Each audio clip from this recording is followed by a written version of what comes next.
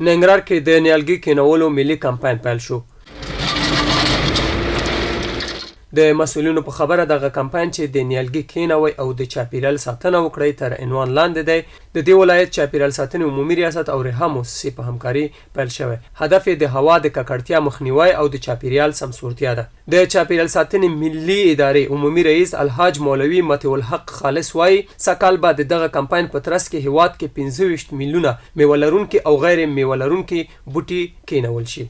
په مجموع کې چې موږ کوم پروګرام لرو دی ونه کې نو د پاره د لپاره چې زمونږ په چاپیریال باندې مؤثریت ولري هغه پروګرام زمونږ د 1410 کال پورې دی. موږ کوشش کوو چې تر هغه پورې موږ د د پاسه 200 میلیونه ونه په ټول افغانستان کې نهال کو چې په کلنی حساب باندې تقریبا 25 میلیونه ونه کېږي. خدای یوازې چاپیریال ساتنې اداره نشي کوي بلکې دا د افغانستان د اسلامي امارت د ټولو ادارو د ملي او بین المللي مؤسسات سره په شریکه باندې ان شاء الله دا پروګرام موږ مخې ته وړو ان شاء الله.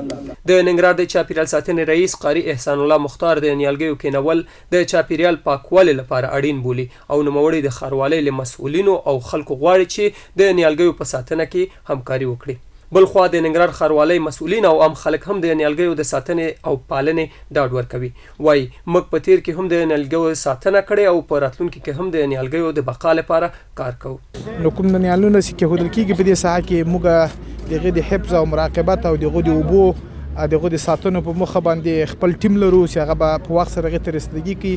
انشاءالله ټولو ته موږ اطمینان ورکوو چې له موږ نه به د اوبو په بخش کې انشاءالله دا نیال نه وچېږي او دا به انشاءالله موږ اوبه کوو په کامل ډول سره. کله چې دغه بوټي نال شي دې سره هوا صفا کېږي سهولت ډېرېږي دا منطقه ګلزار کېږي.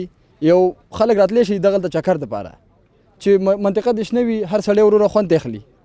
که چې دا بوټي نه وي مرستیا ډېره وي نو موږ دغه د موسسې نه ډېره مننه کوو چې دغه زموږ منطقې ته راغله دغه موږ د بوټي راوړل او انشاءالله نور کار به هم کېږي د خیره امید لرو. د چاپیریال ساتنې ادارې مسؤلینو له هیوادوالو وغوښتل چې د ځان او هیواد لپاره په خپلو سیمو کې یو بوټي کینوي ترڅو چاپیریال لا زرغون او پاک شي.